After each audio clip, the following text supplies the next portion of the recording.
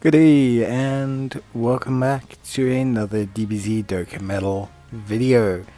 In this video we're going to be taking a look at the Int free-to-play Lagss and just how good she is in DBZ Dokkan Battle at 100% in the hidden potential system and after just receiving her Extreme Z Awakening. Now, as a free-to-play unit, her leader skill is not terribly important. She doesn't have the craziest leader skill. She raises attack and defense on her super and she lowers attack and defense whilst also sealing the opposition. Then she has a very long and complex passive. But essentially what it boils down to is she has attack and defense. She will gain a sizable amount of attack and defense when she super attacks. If the opposition is below 75% or 80% in health, she will proc an additional amount of damage. If they are below 50% health, she will proc an additional attack. And then if the enemy is sealed, attack lowered, defense lowered, or in a stunned state, then she will get a 10% permanent increase to her crit chance for every attack she performs against them while they are in this state. Because of that, we want to look at additionals. Additionals allow her to proc that chance build up a lot faster. It also allows her to build up her own defense within the same turn and also allows her to lower the opposition's attack and defense. You still want some crit though for situations where you can't have crit. If you want to go a full defensive build, you want to go for evasion and additional on her. That's just going to be the best priority. Her link set is a little bit wonky, but she has some really stellar links like Cold Judgment, Sharing the Limit, Loyalty, and Battlefield Diva, which obviously is a Pepe Gals based link. I would say overall she looks pretty decent. She can do some decent damage whilst also obviously having some pretty decent after super attack and defense.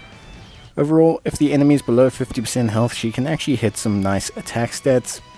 We're looking at 4 or 5 million, but she is a little bit conditional. Yeah, when you get everything right, she looks really great.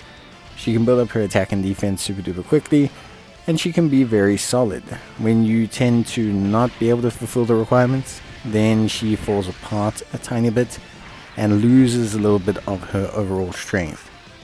So she's just one of those units. She's going to be great in things like SBR and ESBR, or in situations where you can seal the opposition. A great example is the latest stage of the Super Dragon Ball Heroes Red Zone, where you have to seal hearts to prevent his ultimate attack. That's a great situation for Lagss because it allows her to seal him.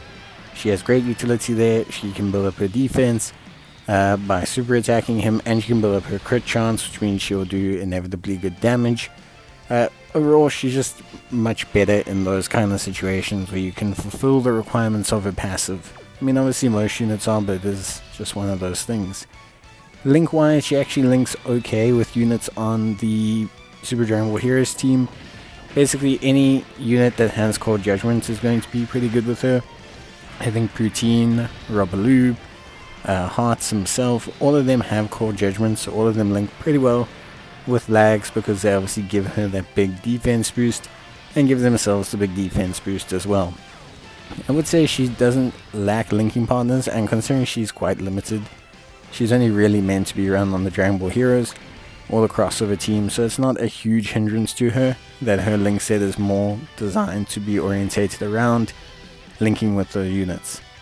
Her best position as a unit, for me at least, is going to be as a floater. A floater that has decent defense, provides some decent debuffs, and basically can do some decent damage. Is pretty much everything you need her to be. You don't need her to be anything too wild other than that. I think she provides just enough in that position. She could be a good second slot unit for some events as well. And basically in any ESBR or SBR, she's going to look really good. I think Lagss, for me, was a decent Extreme Z Awakening. I do think comparatively to the other Super Dragon Ball Heroes units, I still think Poutine is probably the best free-to-play EZA that we've ever got from Dragon Ball Heroes. But I think Lagss is pretty good. She's a tiny bit conditional, but when you can get things right, she can really pop off. Because she's a free-to-play unit, I don't really recommend link leveling her or doing anything like that. But you can if you are interested. Her best things to focus on are obviously Cold Judgment, and then you can kind of focus on things like Shattering the Limit if you want to, but realistically speaking, Cold Judgment's kind of the main one. Loyalty is also a great link, but it's a lot harder to get. Loyalty is more like a Ginyu Force thing. However, there are some Dragon Ball Heroes units that actually do have loyalty. For example, the Demon God Dabura, he also has loyalty, I believe. Rabalu has loyalty, and there's one or two more. I think it's one of the coolers. So yeah, it's Dark King, actually Dark Mask King. So loyalty is somewhat of an accessible link on the Dragon Ball Heroes team. So it's not impossible to get, and it does a lot of work. We're looking at 5% damage reduction, which is quite important. But that's it from me. I'll see you guys in the next video. Let me know what you think of Lagss, and bye.